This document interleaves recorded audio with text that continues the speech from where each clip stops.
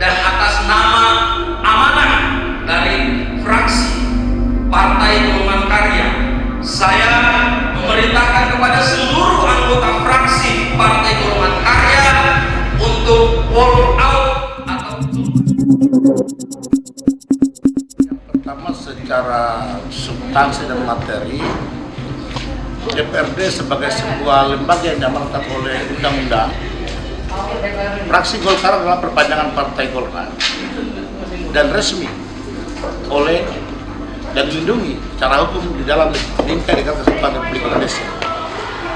Jika keberadaan fraksi Golkar atau DPRD ini sudah tidak lagi dihargai, maka tidak pantas Golkar ada di situ. Kenapa saya katakan Golkar harus keluar dari situ? Karena pembahasan ini seluruh anggota fraksi Golkar telah menumpahkan seluruh energi berpikirnya berdasarkan seluruh daya juang mereka untuk menyerap aspirasi di konstituen. Nah, kemudian ternyata seluruh pembicaraan pada saat rapat kerja pembahasan APBD 2023 dan konklusi dari seluruh pembahasan pada jurubicara tahap ketiga itu tidak diakomodir, sehingga yang diajukan untuk APBD yang dikonsultasikan ke provinsi justru tidak merujuk kepada hasil kesepakatan pada saat pembahasan APBD 2023. Fraksi Golkar sebagai perpanjangan tangan partai yang partai diakui kiprah di Republik ini sudah dilecehkan oleh pemerintahan saat ini. Jadi tidak pantas Golkar ada di situ dengan seluruh keputusan dengan tidak melibatkan fraksi Golkar sebagai perpanjangan tangan Partai Golkar, juga sudah tidak menghargai kelembagaan DPRD yang dilindungi dan diamanahkan oleh Konstitusi Republik ini. Apakah sikap fraksi Golkar cukup dengan walk out? Dalam satu sikap politik, Partai Golkar mengatakan bahwa kita akan melanjutkan pembahasan ini atas kesadaran mutlak kita bahwa dokumen KPPAS yang akan menjadi dasar dari dokumen APBD perubahan adalah sangat dibutuhkan daerah ini. Seluruh komponen harus berpegangan tangan, tetapi tidak mungkin kita melakukan proses selanjutnya ketika tidak ada penyelesaian hukum tentang ini.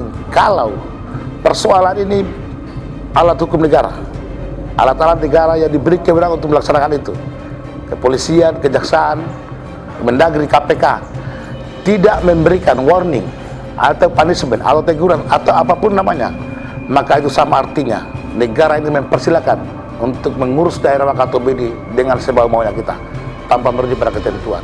Sehingga kita sampai di situ menyampaikan pandangan politik, juga akan dirumuskan kembali langkah-langkah apa yang harus dilakukan oleh Partai Golkar. Apa yang kita lakukan ini hanya untuk mengembalikan marwah DPRD Kabupaten Wakatobi ini, bahwa ini DPRD adalah amanat konstitusi dan harus dihargai dan harus dihormati, diletakkan pada tupoksinya dalam menjalankan konstitusi. Ini bicara tentang APBD. APBD adalah sebuah proses panjang yang ujungnya adalah APBD. Nah, di dalam APBD sendiri kami maknai bahwa sudah dirubah. Kami sudah menyandingkan antara tiga dokumen rancangan, dokumen hasil pembahasan. Hasil pembahasan DPRD, ada konklusi dari jurubicara tahap ketiga yang disampaikan ke gubernur pun untuk dievaluasi, tidak juga masuk. Apalagi yang sudah keluar hasil evaluasinya. Artinya proses ini adalah seremonial untuk berkelahinya debat, adu argumentasi antara DPRD dan pemerintah daerah. Tapi sebenarnya tidak ada, karena ketika diajukan tidak ada satupun yang tercantum di situ. Maka pergeseran anggaran semua tidak melewati keputusan DPRD. Pada akhirnya kita hanya menjadi lembaga yang melegitimasi saja barangnya. Jadi kalau bicara apakah ini bagian dari LKP dan sebagainya, tidak. Ini juga berdiri tersendiri. Kalaupun ada bagian yang terkait pada benang merahnya, tidak menjadi fokus isu dari walkout KPPAS APBD 2023 untuk perubahan. Ini Pak, untuk langkah ke depannya apa? Ini keputusan anggaran.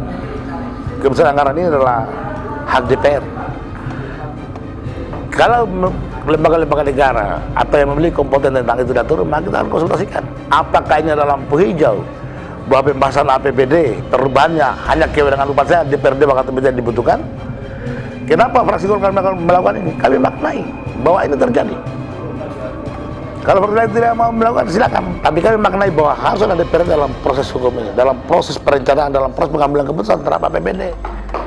Tetap kita akan lakukan langkah-langkah itu. Kita minta pendapat.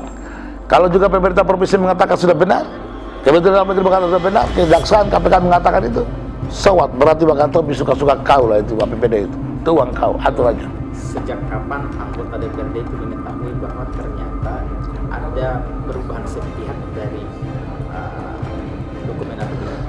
Ketidaktransparansian dari dokumen rancangan saja kita miliki, kemudian ketika diperbaiki untuk dikonsultasikan ke provinsi, itu kita tidak punya lagi. Kemudian pulang juga kita tidak punya lagi. Ini apa dikandung maksud? Nah, tetapi cerita tentang ini diawali oleh Pak Tinggu dalam satu kesepahaman bahwa penting adanya perbaikan pelabuhan sebagai pintu gerbang dari Wangi-Wangi sebagai ibu kota ke Kaledupa atau Mia Binongko. Maka kemudian dibahaslah sampai mengalihkan dari pelabuhan Rakyat Wanci ke situ. Di sana ceritanya, ketika cerita itu dia muncul, sampailah pada saat RDP. RDP itu Kadisnya mengatakan bahwa di DPA saya itu hanya 2,8 miliar. Padahal baik dalam risalah rapat yang ditayangkan secara live dan pembicaraan juru bicara tahap ketiga disebutkan dengan angka-angka. Kok bisa berubah? Artinya masukan dari DPRD dalam rapat kerja gabungan itu tidak diperhatikan sama sekali. Bahkan konklusi dari juru bicara tahap ketiga juga diabaikan. Artinya keseluruhan porsi DPRD bagi pemerintah daerah tidak ada gunanya di sini.